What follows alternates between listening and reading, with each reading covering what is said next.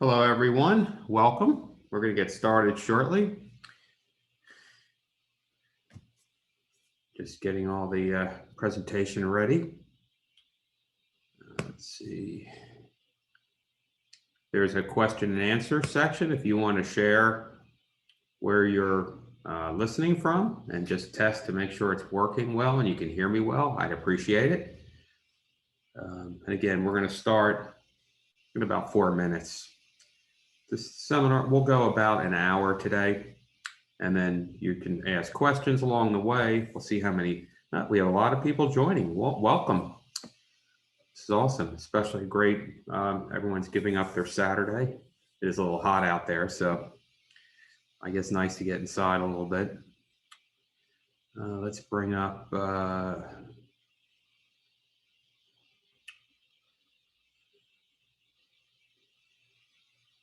Again, if anyone wants to share where you're listening from, that would be awesome.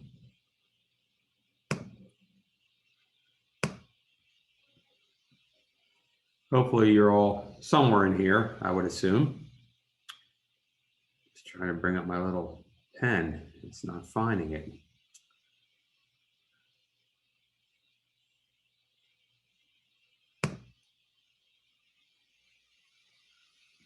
Annotation.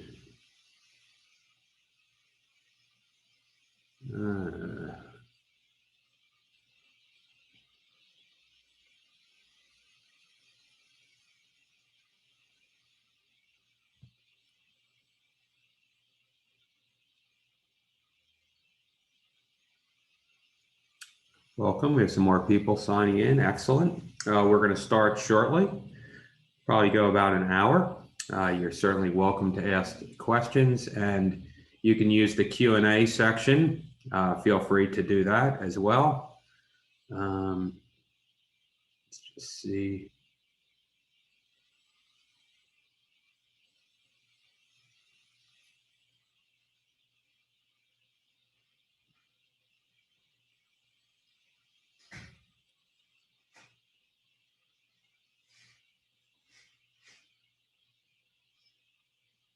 Some more people signing in. Welcome.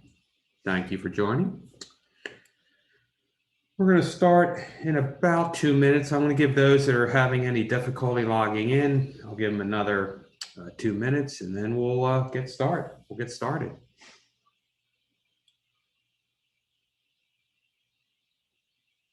We're also doing this for those on the call. We're doing this again on Monday evening at 7 in case you had somebody that wanted to join and wasn't able to, and you wanted to have them participate in the next one. You're certainly welcome to do that. We do have some, I think we have a couple more spaces on Monday. We stop at about 100. I think that's where our max is, because what we found is when we have too many people, it doesn't give people a chance to ask questions and get the answers to all their questions. So those on the call, if you want to use the Q&A, you're welcome to. Just kind of share where you're listening from. I've had people as far away from Canada. We've had Florida the last time we did this last month, but they all have seen the commonalities. They all seem to have a home somewhere in this market area. So we're going to get started in, oh, looks like it's around 10:01. So those on the call, welcome. We're going to get started. And again, thank you for joining today. I'm sure there'll be people signing in after we get started, and hopefully they'll be able to catch up. Okay, so let's just move the screen. So what we're going to be talking about today is some systems, strategies, and solutions for selling smart, especially during COVID-19, right?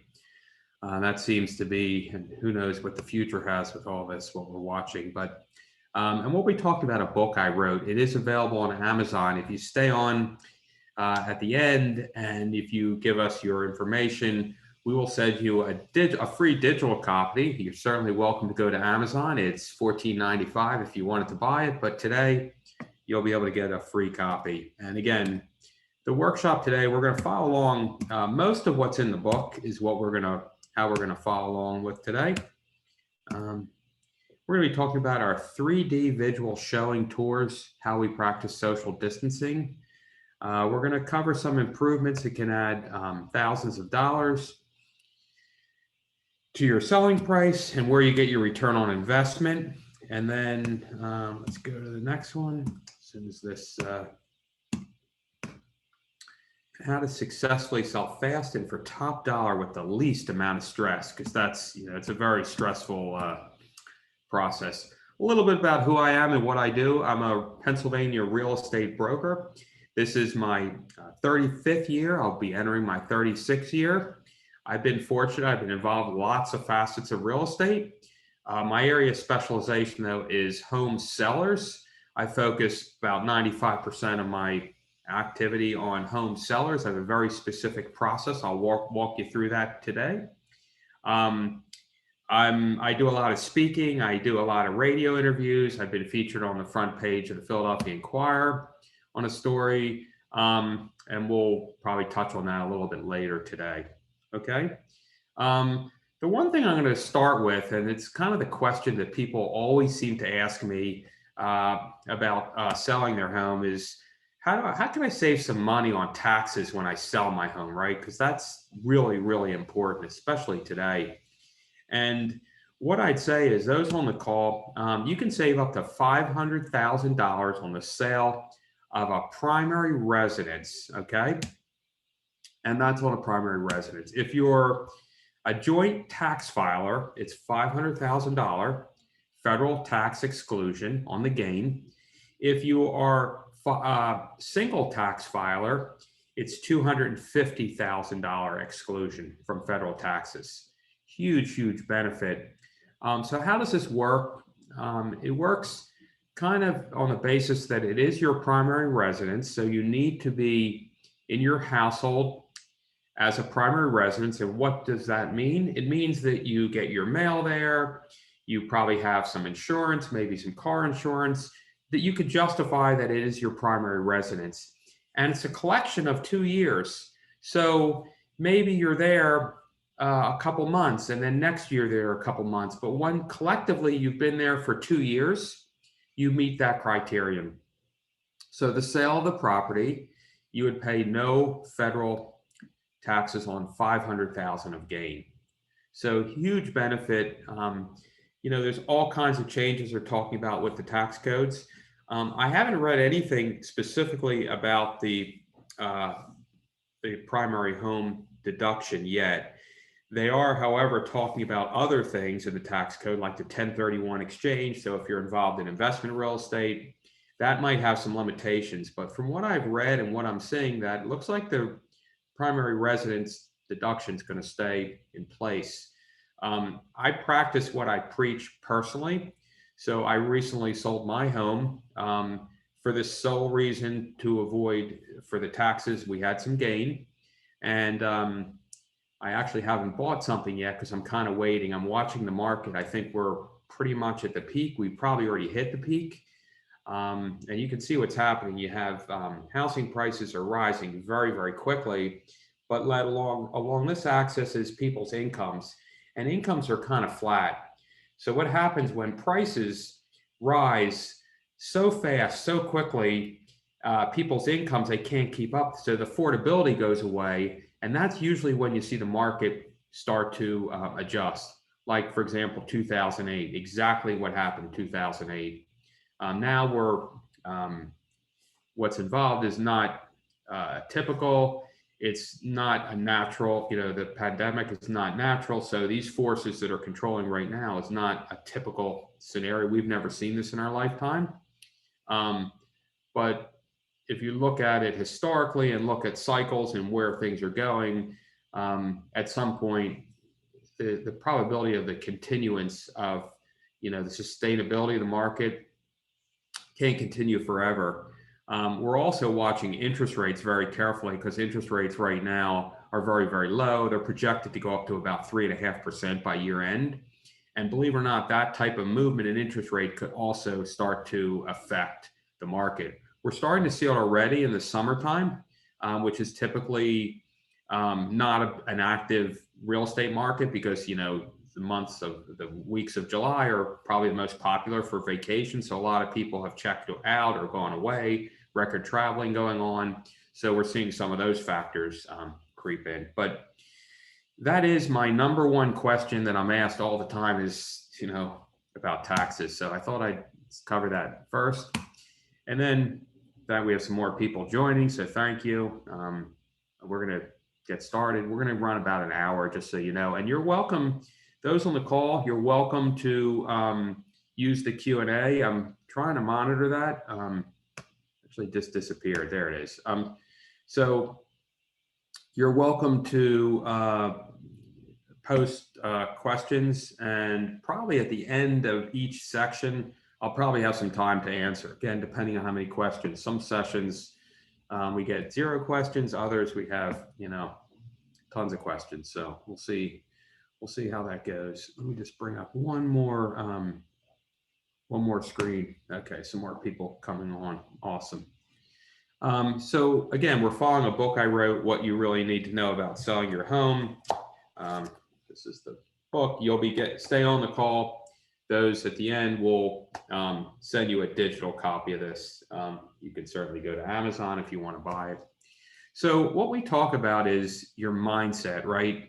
Change your mindset from a home to an asset. And what we mean by that is take away some of the emotional distance of your home. Our most successful home sellers are those that grasp this concept, right? They can grasp this, and they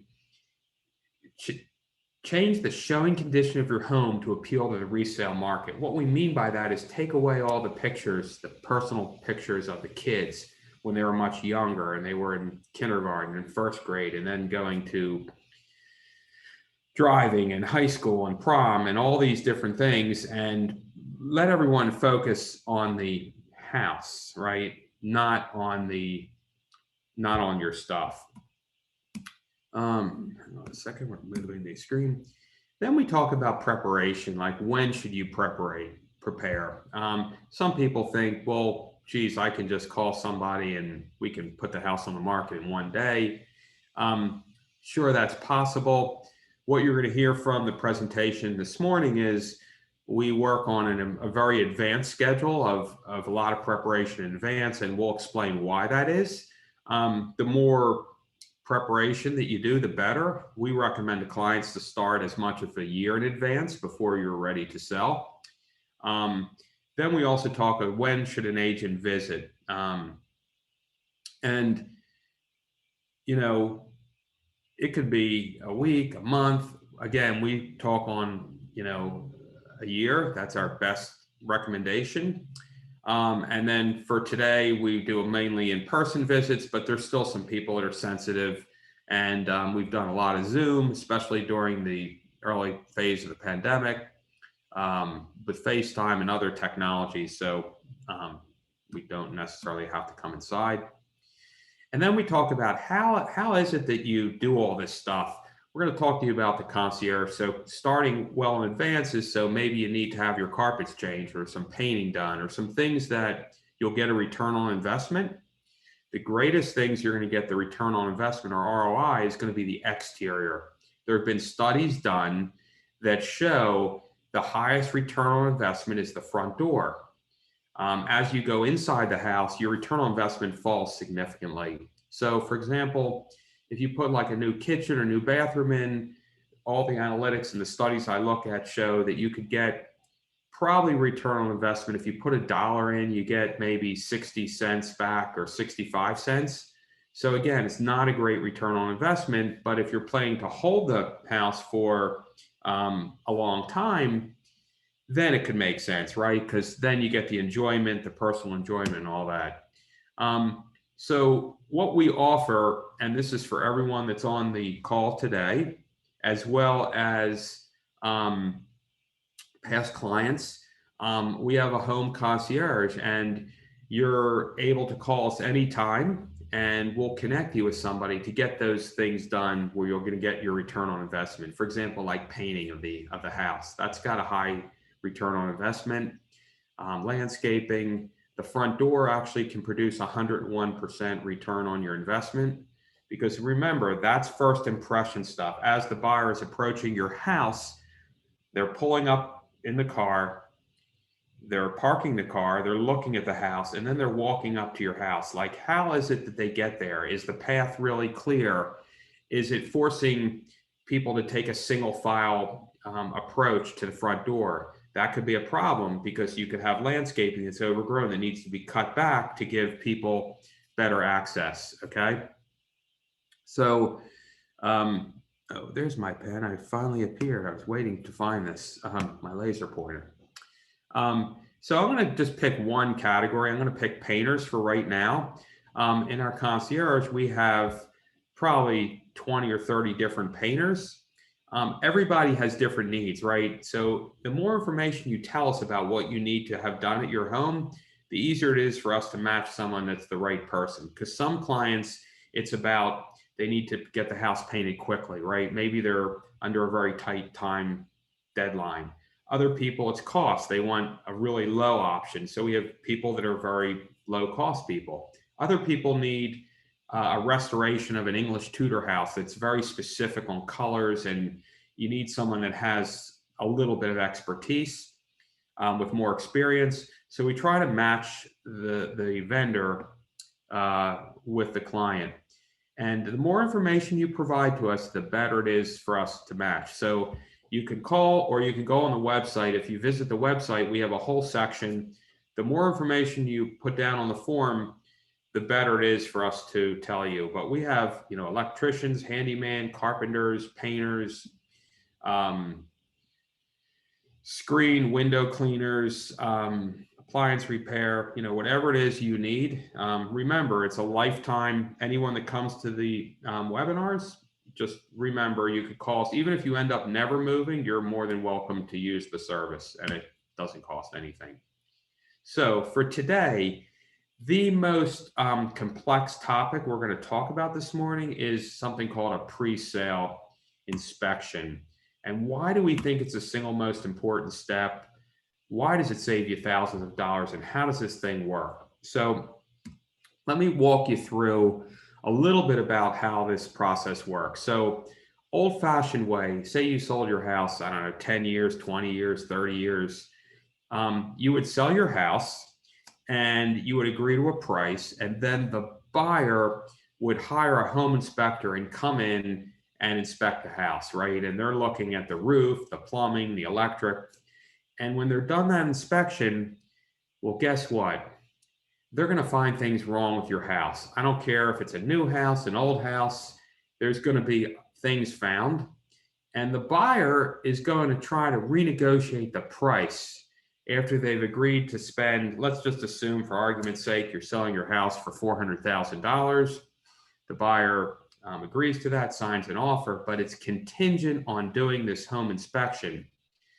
So the problem with that is that you're under this very, very tight, constricted time. So you've sold your house, you now kind of took it off the market. This buyer has an opportunity for 7 or 10 or 20 days to bring inspectors in and figure out, understand your house. And you're at a very weak point, you being the seller, if you're thinking of selling your house, because you've now taken your house off the market. Now let's assume the home inspector says, aha, I found that your house needs this, whether it's an electrical problem or a plumbing problem or a roof problem. It doesn't give you a lot of time to get alternative bids, try to get it done, try to understand what's going on. You're kind of stuck. And many times the buyer's just looking for money, right? Just to renegotiate the price. So what we've done differently, and we talk about this in the book, and I'm going to talk about it today, is advise our home sellers to do the pre-sale inspection in advance. Remember when I started the presentation today, I said about starting, the more time you give yourself, the better, and start it up to, a year in advance, 6 months, 3 months. And one of the reasons is so you can get a pre-sale home inspection done and figure out what things are problematic with your house. And by the way, there's absolutely no requirement for you to fix anything or do anything about it. The idea of the pre-sale home inspection, though, is to give that report to the buyer before they make an offer on your home. What you're doing is you're setting the expectations, right? And you're going to tell the buyer, and I'm going to in this contract language section right here, you're going to tell the buyer, you're asking the buyer to exclude the defects identified in the pre-sale home inspection report performed by ASHI Home Inspector Y on XYZ date, right? It's about setting expectations. So before a buyer makes an offer on your home, you're giving them the home inspection report and a seller disclosure. And for those on the call that don't know, the seller disclosure is a requirement before a buyer were to make an offer on a home. You're supposed to give them this disclosure that talks about what your understandings of the roof, the electric, the plumbing, have you ever had an insurance claim, all these questions they're going to ask you. But in addition to the seller disclosure, my recommendation is to give them this pre-sale home inspection at the same time, right? You can gain control, you save stress, you save the buyer from finding out the aha moment after they've made the offer. Trust me, they're stressed, they're having remorse, they're thinking about, is this the right house for them? Did they pay too much? All these things are going through their head.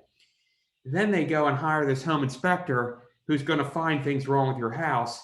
It just, the probability of the house not going to settlement as a result of an inspection, there is that probability.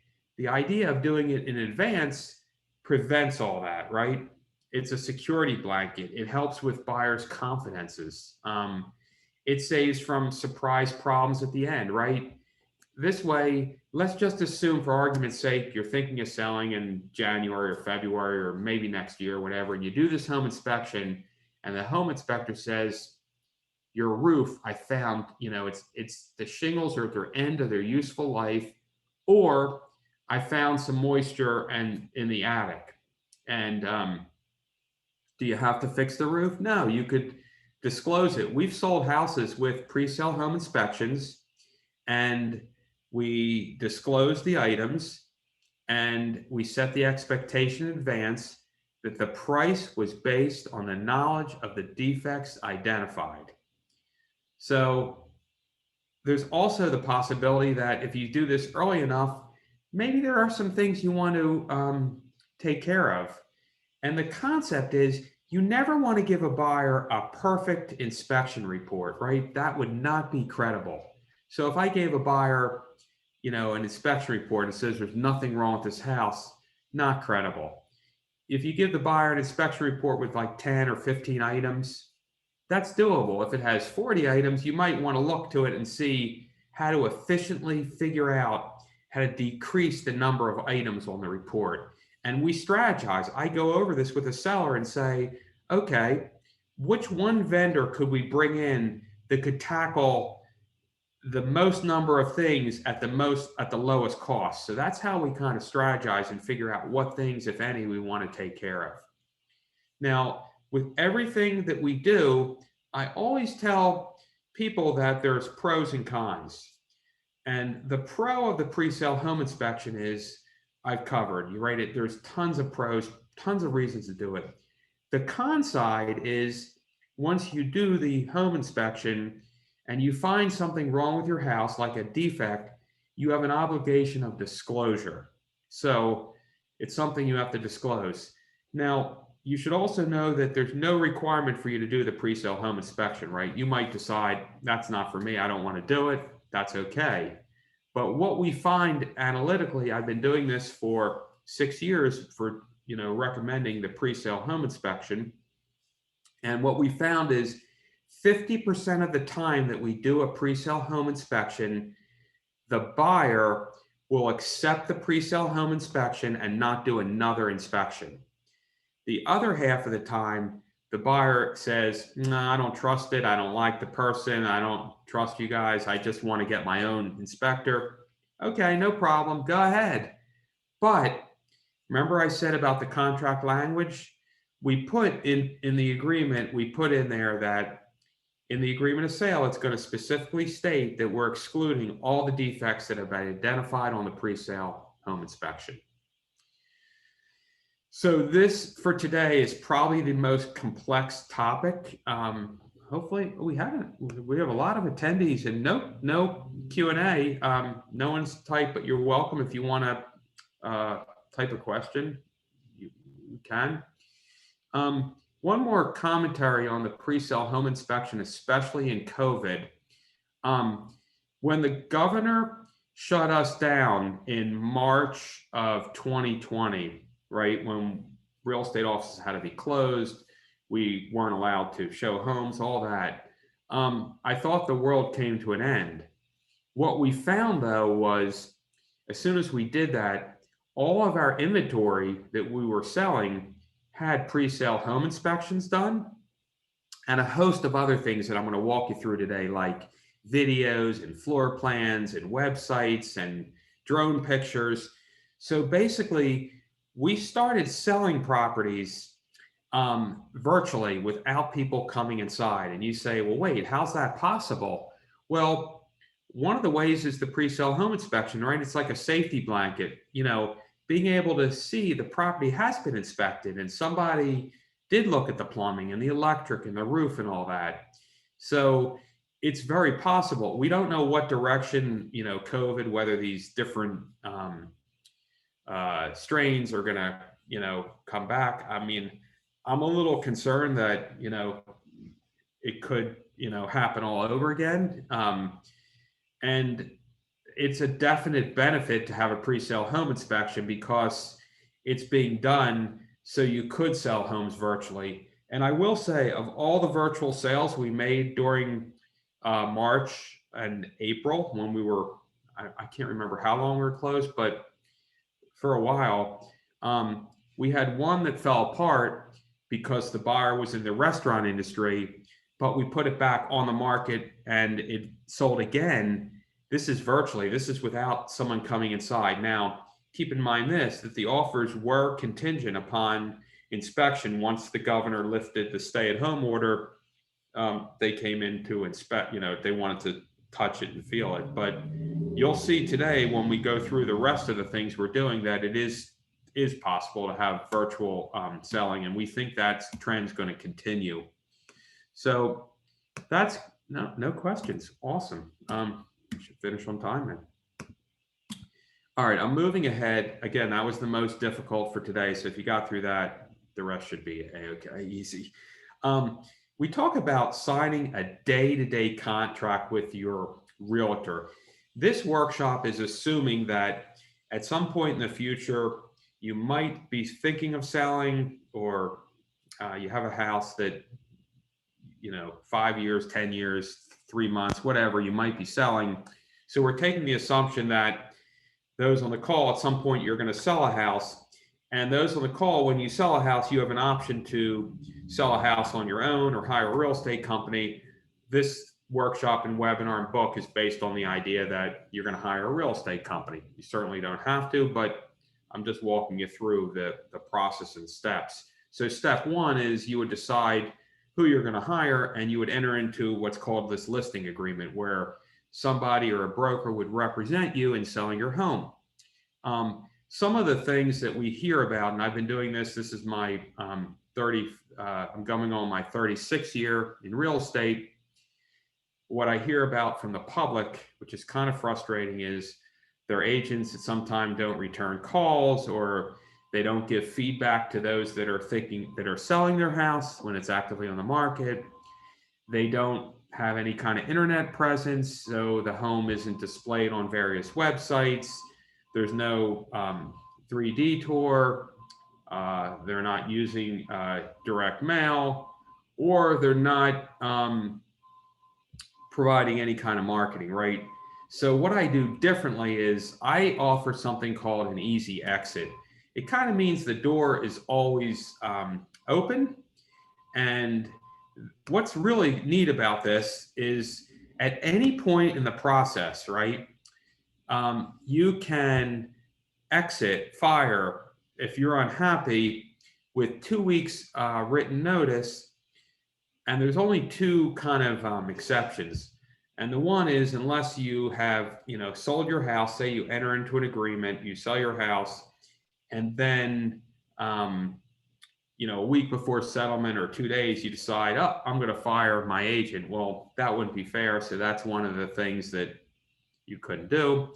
Or if you're actively negotiating, say you're going back and forth in your middle negotiations, that wouldn't be fair either. But for any other reason, you can, fire us. And the concept of it is it forces us to perform at a very, very high level, because we know what the penalty would be if we don't do what we're supposed to be doing. So this is something that we take very seriously. I'm just getting a sip of water.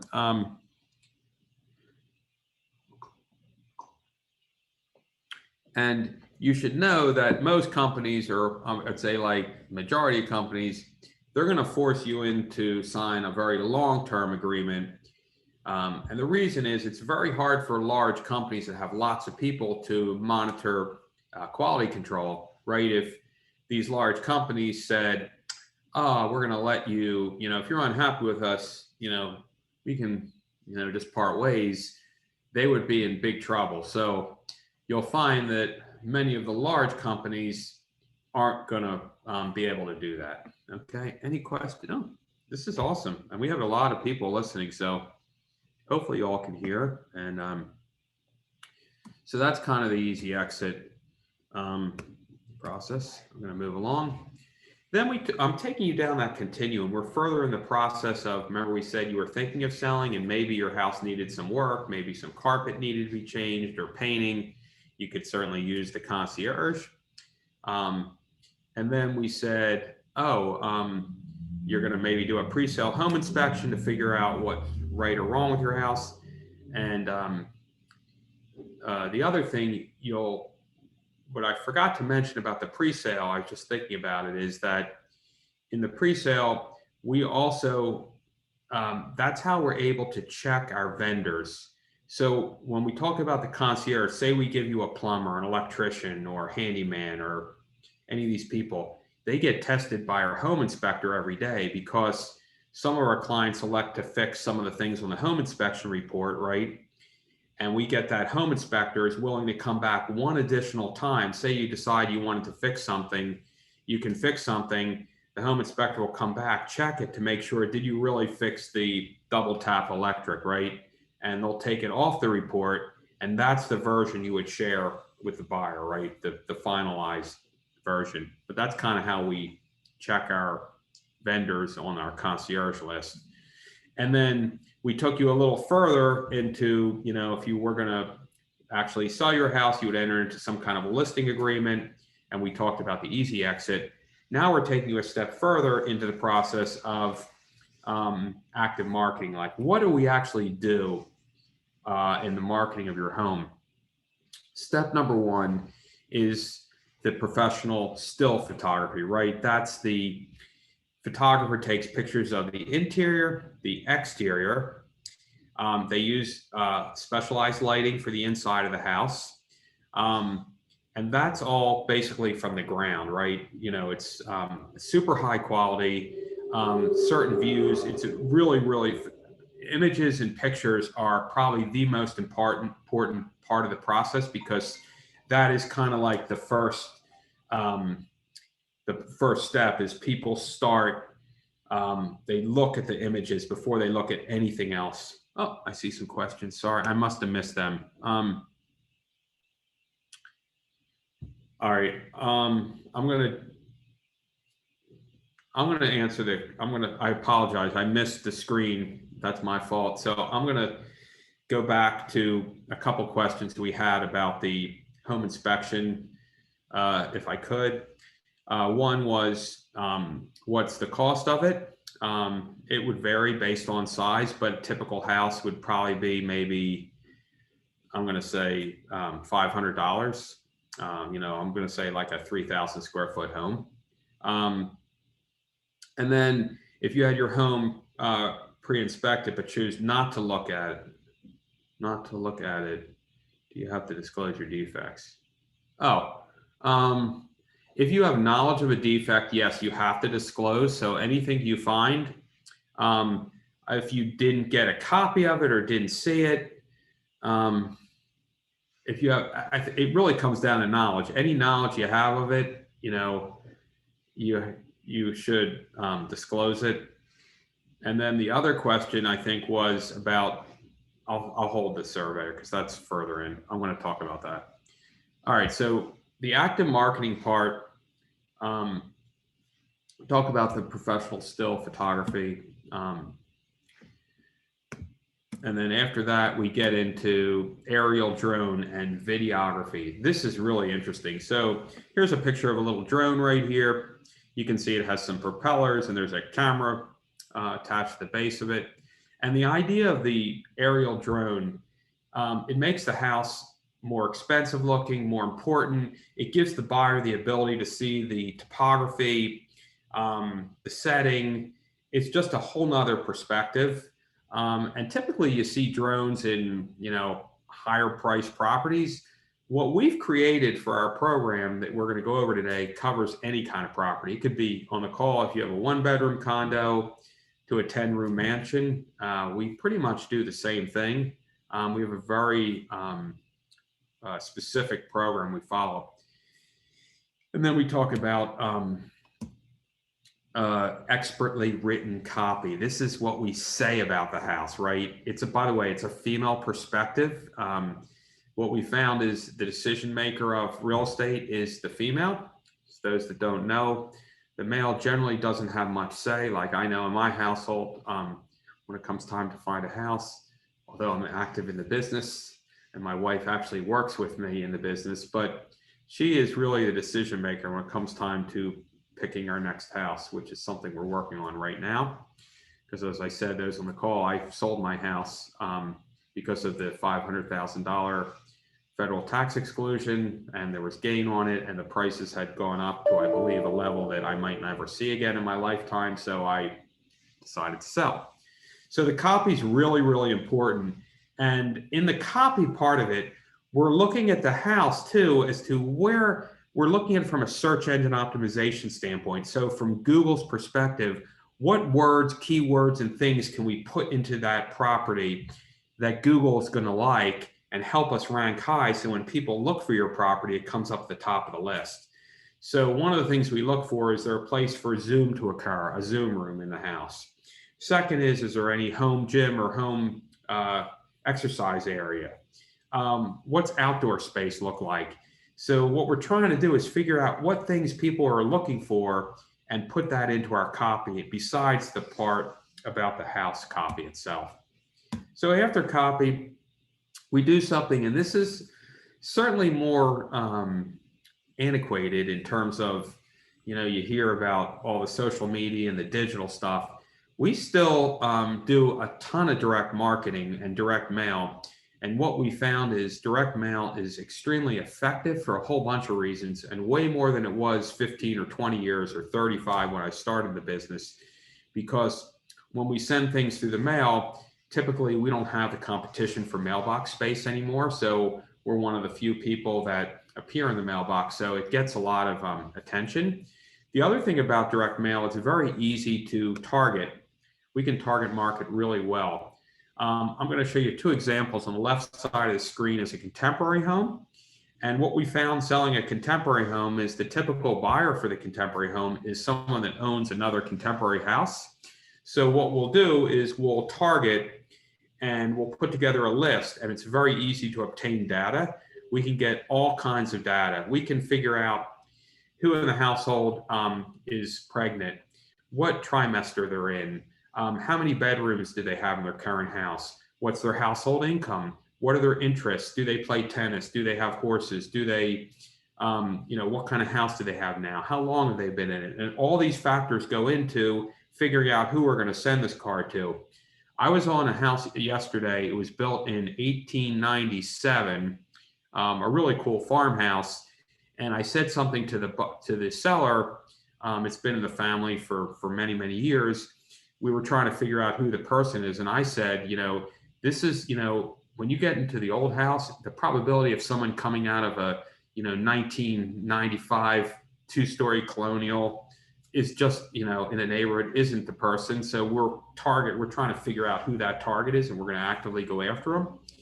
So in this contemporary example, yes, we did mail to all the other people that had a contemporary home. The card on the right side is another example of something we've done. We were selling a house or a property that had some ground in the Hunt country of Chester County, and we targeted those that had interest in equestrian and horse, and they had to subscribe to certain publications, which is about the horse world. And the reason we put a picture of a horse on this card and not a picture of the house is because people like their horse better than they like their kids. And we targeted people in this world, and it was highly effective because we got our person who ended up buying the house, got a copy of this card.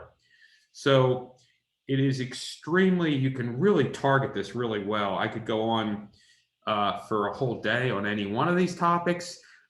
If you wanted to read more about what we do for direct mail, I was featured in a whole bunch of different studies on some of our direct mail program that are on the website. If you had interest, you're welcome to see that. Okay, so the other things we do, just checking time, we're good. We make a single property website. So people wonder, like, why the heck do we do this? Well, the number one reason we make a website that has your address of your property integrated into the website, into the URL. See how it says up in here, 429. I don't know if you can see that. My screen's doing funny things. But anyway, in this website, Google likes, and the important thing with Google is you must rank in the top of Google in the search engine pages of Google. If you go to page 2 or 3 or 4, most buyers are not going to go that far. So I actually went back to school. I took a course specifically on search engine optimization to really understand it and figure out how we could use it and improve real estate. So the single property website was one of the things that came from our course, and creating this address helps it when it ranks, when people are searching. The other thing about this website you should know is the pictures we select. Remember, we talked about the pictures. Notice there's two different, this is a drone picture of the property. So people have already seen and saw a picture, the main picture, and it caused them to want to look further. So the first picture they looked at on the internet was this one down here. What I want to say about the photography, and I probably should have talked about it when we were talking about the photographer, was we do enhance pictures. That's part of our whole photographic package that we do for everyone when we're selling homes. We fully disclose that to the consumer. And the one picture we do enhance the most is the first picture. If you look at this picture, you can see some sun, the windows are illuminated. The idea is when you're looking at lots of pictures on the internet, we want the picture of our seller's home to stand out and jump out on the page, right? So this one gets enhanced. We also, speaking of pictures, we do enhance when you have flat panel TVs. We'll put appropriate images that match the decor of the room on it, because it's very hard to take an image of a TV while it's on. It's much easier to add the image later. If you have fireplaces, we'll illuminate them digitally, so that way the photographer doesn't need to take a picture with the fireplace on. And again, if it's the summertime, maybe that's not appropriate. We might not do that. Also in this website, see there's a whole bunch of other pictures. Besides the SEO part of the website, we use it as a repository to park all the data about the house. So notice in here, it has lots of pictures. More importantly, look down here. See this picture right here? This is a floor plan. We're going to be talking about that and how we do that. So that's kind of the website. The next part of what we do, this is, when your house is actively being marketed on the market, is the three-dimensional, the video. This is cutting edge stuff. This is, I could spend several days on this. But what I could tell you is it's like a 24/7 open house. So basically it's a video, and I'm going to explain how this is created and made, but it's three-dimensional, okay? We did some analytical studies when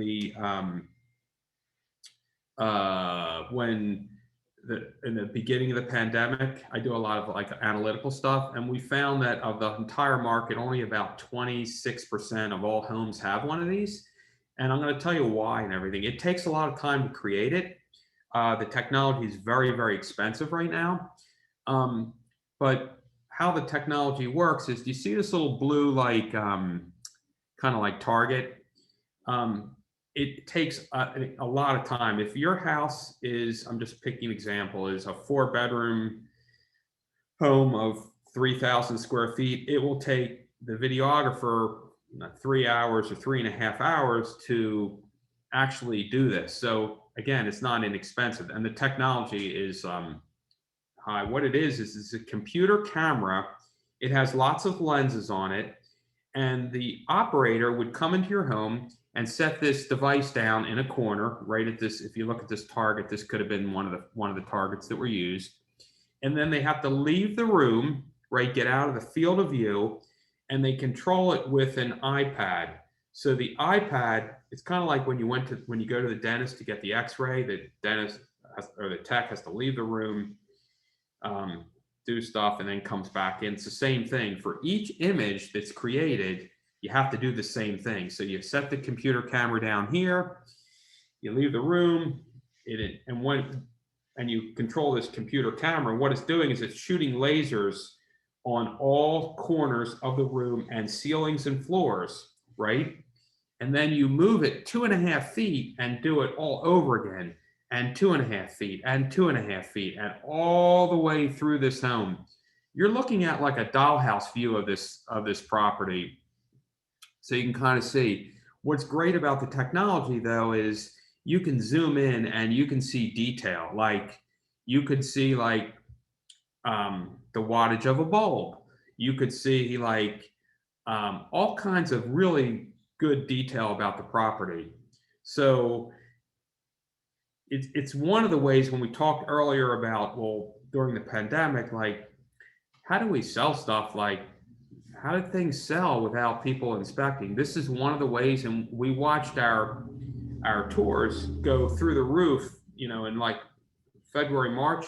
We were getting like incredible numbers even before the pandemic, because people were starting to really gravitate to this technology, but it accelerated it. So what's great about this technology is, besides it creates these models, you can move from floor to floor to see what's on top of a space or what's next to a space if you're thinking about maybe renovating a house or something. And the other benefit is it can be viewed in virtual reality. So if you have the goggles, I'm going to show you, I think there's a picture here. And I'm not going to show you one, but you can go to the website and look at it. But if you have the goggles, you can immerse yourself in. This is, you can immerse yourself inside of it in a 3D world, and you can walk through the property. Again, not everyone has the goggles, but to watch the video, you don't need any special technology. You can watch it on your iPhone or iPad or computer or Mac or whatever you're using. And then remember what I said about this in the single property website. I showed you this floor plan. The other benefit of this 3D video computer camera is not only does it do a 3D image of the entire house that you can look at from your computer and all, but you can look at it virtually, immerse yourself in. It makes a floor plan. Okay. To me, this is like key. And it uses artificial intelligence, meaning I don't tell the computer what the room names are. Like, look, it says dining room, and then it gives you dimensions and foyer. And look how it puts in the bath, the sink, and the toilet, and the laundry room. And look how it knows the swing of the door. It's able to figure out all this stuff, and it's the most amazing piece of technology I've ever seen in my life. It's a publicly traded company. Company we're using is called Matterport. I've actually interviewed, I've done some videos with some of the officers of Matterport to really understand their technology and what it's capable of doing. The future of everything in real estate, a lot of it's going to head towards that virtual space I was talking about, where you'll be able to invite people into these virtual spaces, like your decorator that could be in New York and your kids could be located in Kansas or Colorado, and you can have them join the space, and you could change wall colors and open up walls and stuff with this technology. That's how this is going. Right now, you can go on and there's a virtual ruler, and you can measure, say you need window treatments for your house. You can measure openings, or the fireplace. You want to put a flat panel TV up here. You can measure that, and it has amazing applications. What the best part about this technology is right down here. If you can look at this, and hopefully you can see this on your computer, see how it measures the house? And we had a point, one of the questions earlier, Stephanie asked, at what point does a surveyor come to measure a house? So I kind of held that question because I knew this was coming up. And the answer is, it's not really a surveyor, but it's a piece of technology that can do that. The county, so those on the call, if you're in Chester County, Delaware County, Montgomery County, Bucks, Philadelphia, maybe you're in South Jersey or Delaware as well, the county keeps records of square footage, right? And houses are based many times on how large they are, how much a price per square foot. That's one of the analytics we look at when we're trying to figure a value, what's your house worth. So if you use the county data of square footage, what happens in the case, which many times it is, when the square footage is wrong, right? The county, don't ask me how, but when the house is built in 1970 or 80 or 90 or whatever that date is, it was just not inputted correctly, or that square footage is not counted, or since the county did it, maybe you've added, you finished the attic or something, or you added some finished space and your square footage has grown. Well, guess what? This plan could be really valuable to you if we find out that the square footage is showing up greater than the square footage that's in the county records. So huge benefits for the floor plans. And buyers like it because it's a way for them to figure out, I could maybe open up walls, or if I want to, some of the houses that need renovations or changes, it can be used for that. We've sold a whole bunch of houses that needed, renovations and things done. And we had one recently where we had an architect come in. This was crazy. We left the floor plan out. The architect came in, and the first question was, who made this floor plan? Like, they had no clue, because imagine the job of the architect, one of their things is to create floor plans and all that. Well, Yes, you'll still need an architect to do, stamp drawings and things, but imagine these are pretty good plans. Now, they're certainly not perfect. And what I mean by that is these dimensions for the rooms are shot from the inside. So these are inside wall to wall. Whereas when the appraiser comes, the appraiser is measuring the outside of the property. But the differential is not huge between the two numbers. But you should, be aware of that. But tons of applications on the floor plan. But I hope that answers your question about surveyor come to measure. So in your case, Stephanie, it's the surveyor would be the lender. So when you sell your house and then the buyer goes to get a mortgage, if they're getting a mortgage, the mortgage lender would send an appraiser out, and that appraiser would measure the house. It's not really a surveyor. Surveyor would be for like the lot and the ground. So hopefully that answers your question. If it didn't, feel free. And I hope I didn't miss any other ones. I think that's it. Okay. We're going to move on so we can. Internet. We're going to talk a little bit about the internet, and there's hundreds and hundreds of websites. These are just some of the ones we're on. And they all vacillate from time to time, depending upon, what kind of promotion, what they're doing, the big ones that we know we get a lot of people traffic through are Zillow is right here. That's the Z. Realtor.com, 86% of the population goes here for searching. Trulia is another one. But again, these are just some of them. We just know we need to be in all of them. And we want all the data that we create, like the floor plans, the videos, the drones, all that stuff we push up to these sites so that everybody has access to all the data.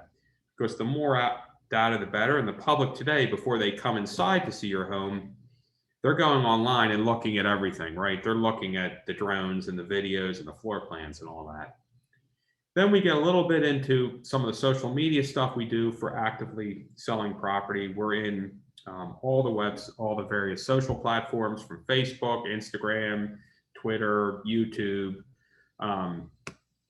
And what I would encourage you, those on the call, is check out our ranking, how we do on search engine optimization, which is the ultimate test, is just Google. You can Google me on, Google, just type my name and tell me how I come up, because we spend significant resources, time, energy doing this, not just for ourselves to promote the real estate company, but for our clients to promote the listings and making sure that they come up and they get, because some of the people are going through Facebook and Instagram and, YouTube and whatnot. So we just know we need to be on all these platforms. Also, connect with us. Stay, like us, follow us. We do tons of different promotions and events. Well, we still do our Thanksgiving Day pie. We even did that during the pandemic because we could, just pop it in someone's trunk. It used to be an in-person event. We'll probably be doing that definitely again. That's our favorite event that we do. You're welcome to, sign up, and it's basically get a free pie. But again, if you could follow us, that would be awesome. Okay, moving on. Then we talk further into the process of, now your property does go, let's assume you were thinking about selling, and do you need to hire an agent, and you end up deciding to hire someone, you sign hopefully an easy exit agreement, and then you saw all the marketing that gets done. Now, after the marketing's done, you need to get people in to look at your house. I need other agents to come in. How do you do that? So we use something called an automated appointment service. It runs 24 hours a day, 7 days a week. And that's how all the appointments, so if broker X from Coldwell Banker or Century 21, or you name the company, Compass, wants to show one of our listings, they contact this appointment service, right? It used to be the old fashioned way is the real estate office would do all that. So we hire a company and their only job is to schedule appointments. It is probably the best piece of technology I've ever seen because it runs 24 hours a day, 7 days a week. That doesn't mean when you're selling your house that someone's going to call you at if they're making an appointment at 2 a.m. and they want to come in and see it the next day at 10 o'clock. It doesn't mean they're going to call you at that time. We have it programmed so that our seller clients tell us what their restrictions are. And we typically only call them between maybe 8 in the morning till 7, 8 o'clock at night is typical. But we have all different arrangements for everybody. And the good news is you can tailor this exactly what your needs are to the seller. So if you're someone that's working in your house now due to the pandemic, you're an at-home worker, you're have in-laws at the house, you have kids, you're doing homework, you have pets. We can follow a whole series of people that have to be notified before a showing can occur, and we follow that to the T. And that's this company. That's their job, to set all this stuff up. And we also used it for virtual. Remember, we said during the pandemic, this company had a way where we could monitor, virtual showings, who was actually interested but wasn't able to go inside. So let's move on. So we're coming up on our time. The best part is we use it for feedback, right? How we get feedback on every single showing. Actually, I wish I could say we get feedback on every single show. We run about between 70 and 80% of all the showings will get feedback from another agent, and they'll tell us what do they think of the condition, what do they think of the location, is there any improvements we need to make in the house? Oh, what do they think of price? And then I'm a graphical. I need to see things. I'm visual, so I convert things into a graphical format so I can easily study and figure out trends and what's happening with the property. So here's one where it says your client interested in the listing, and you can see all the different shades of color, like who's interested, who's not. The one I focus the most on is what your person think of price. Like, look, this one 9%, that's not good. Meaning, typically we see about 50-50 on this graph, meaning what does everyone think of the price? Is it right? Is it not right? We like to see about half think it's okay and half it's not. When we're at, this kind of ratio, might be indication that it might need some kind of an adjustment. But it's a great program to get feedback. And the one thing I'd like to say is everyone on the call is we give the feedback. We don't edit it. It's exactly what the people say. So if they say they don't like the condition or they smell an odor or whatever it is, we give that to our seller client. And we don't edit any of the commentary. So we just tell people that so they know. And then the final thing for today is going to be top 5 questions to ask, because those on the call, you might be thinking about maybe hiring somebody as a real estate company to represent you. And in the book, which you're going to get, those that are on, we'll send you a copy, a digital version. The book's going to have 12 questions to ask today because we only had an hour. I only picked the top 5 questions just for those on the webinar that I think are really good. If you were going to interview an agent, the first question I believe is, how long have you been marketing real estate, right? Because do you want someone that's been doing it for 2 months or 2 years or whatever? And by the way, all these questions, I put my answers in yellow down below so you can see. And like I said, I've been doing this, I told you, if you heard the beginning, I've been doing this for 35 years. And then my next question I think is really good is, am I locked into a contract with you? If so, for how long? And remember I said that we work on an easy exit and you could exit with 2 weeks advance notice at any time. Then what is your average sale price to list price? And by the way, we've been really, really busy. Real estate market has exploded and we have yet to update our statistics. So these are all pre-pandemic statistics, but we were running 98% from list price to sale price. Right now, I think we're running at about 100 or 100.1 or something. We're just over, but pre-pandemic, we were 98%. The rest of the market was averaging 90. And by the way, when we put this statistic together, we looked at all the counties collectively. And then what is the average number of days it takes your houses to be on the market? Again, this is pre-pandemic. We were running 37 days. The rest of the market was running 94 days. And then this question was, do you recommend a pre-sale home inspection? So that's the questions. And then after the questions, we're gonna talk about pretty much everything we covered, kind of what do you call it, like a overview, if you will, of everything we talked about. We talked about the 3-dimensional tour, that video. Then we talked about having the tour converted to virtual reality, where you can look at it with the goggles on and you could really immerse yourself into the house. And by the way, this is what we do for every single property. It doesn't really matter size or geographic area or price range.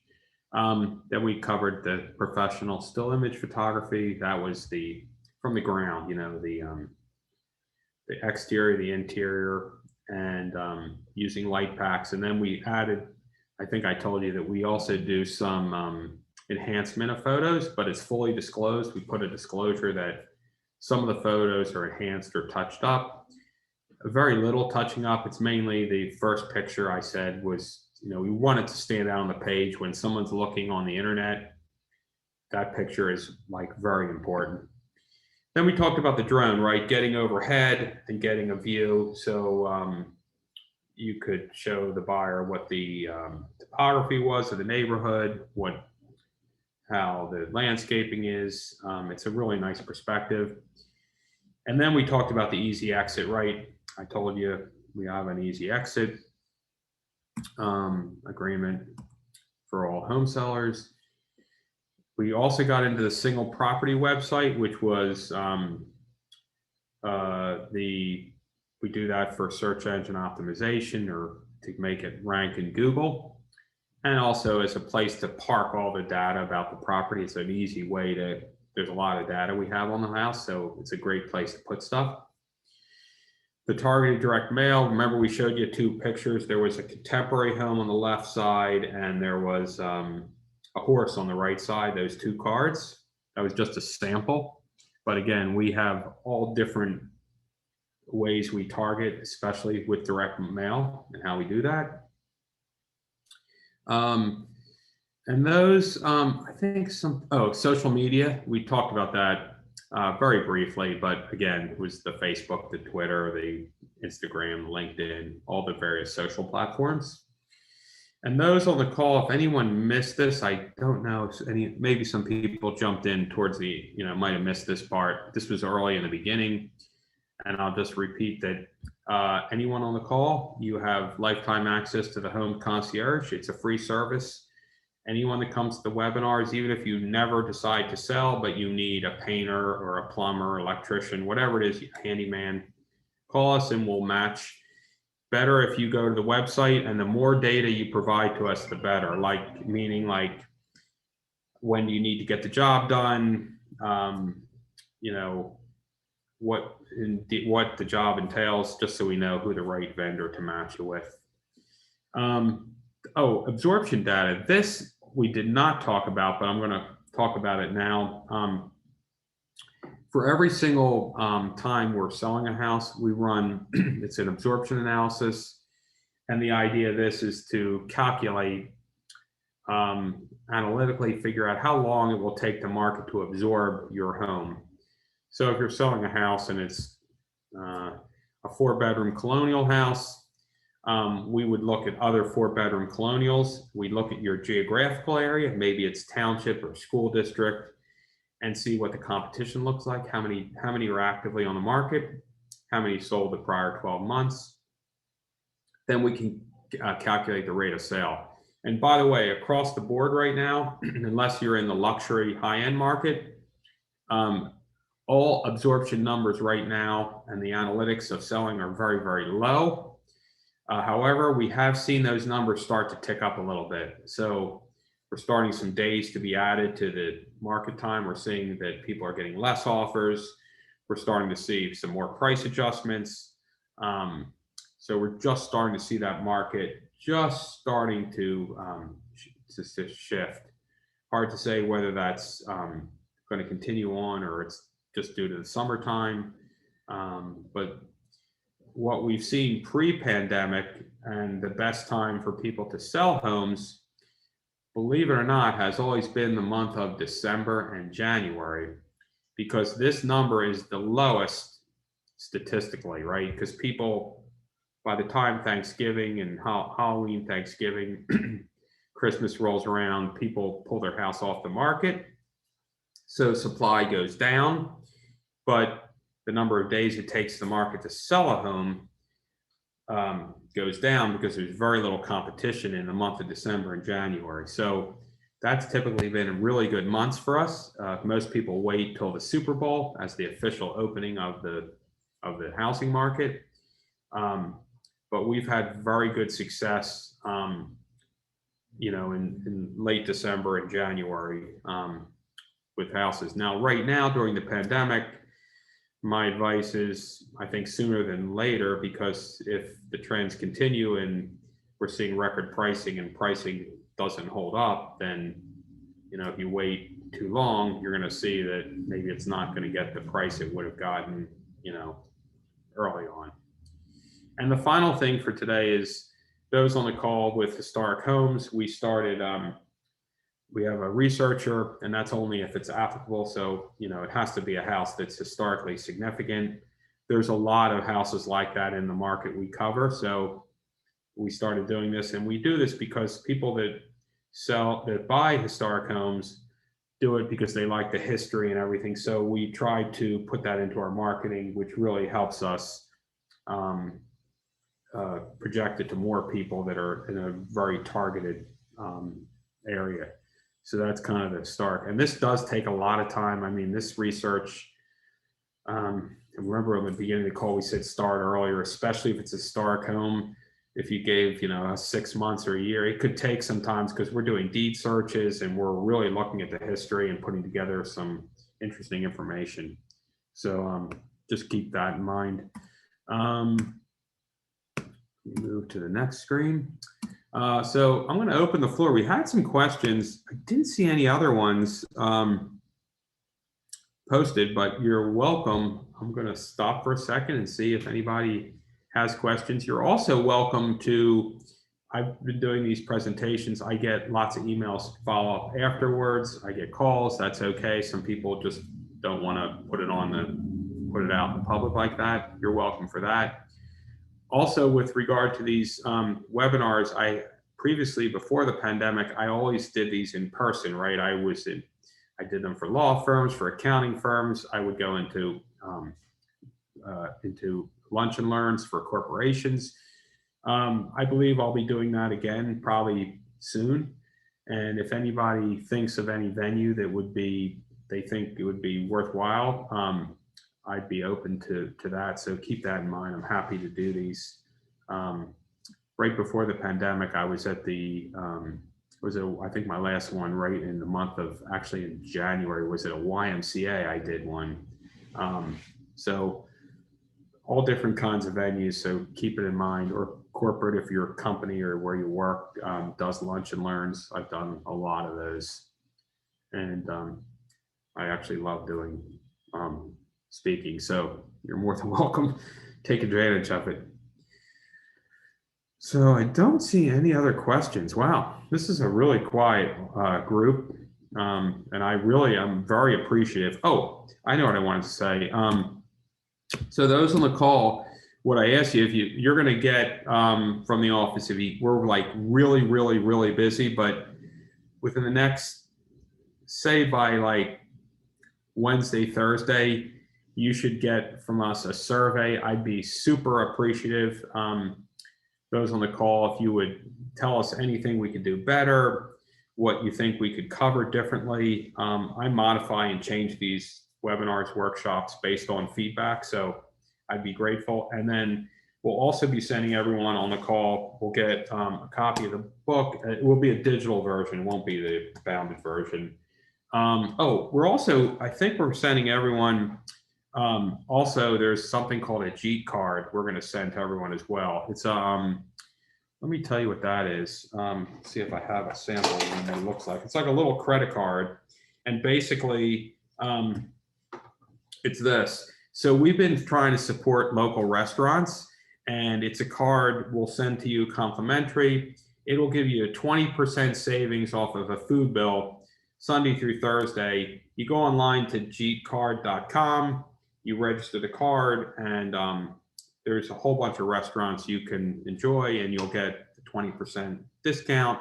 And it's good. It will help the restaurants come back to life again. So we've been doing that for actually all during the pandemic. And some of these, although it says in-person dining, we found that you could call them and they'll be okay with takeout if you're still not doing in-person dining. So I think that's everything I wanted to cover. Any other questions? I'll stop and see if anybody has anything. Well, I should check my text because sometimes I get text messages too of people. Nothing on text, nothing on email, just making sure because people send me messages all different ways. Yeah, nothing else, but I'm very appreciative for you spent your Saturday with me. Oh, anyone who is interested, we'll be doing this again Monday evening at 7. If you think of someone else that would benefit from it or maybe you missed something, you wanted to or shoot a question, we'll be doing it Monday at 7 as well. And I think that's it for July. And then we'll probably be doing this again. I know we're scheduled for September, so we'll be doing them again, I know, in September as well. So thank you. It was a pleasure. If you have questions, feel free to reach out. Stay cool, and thank you.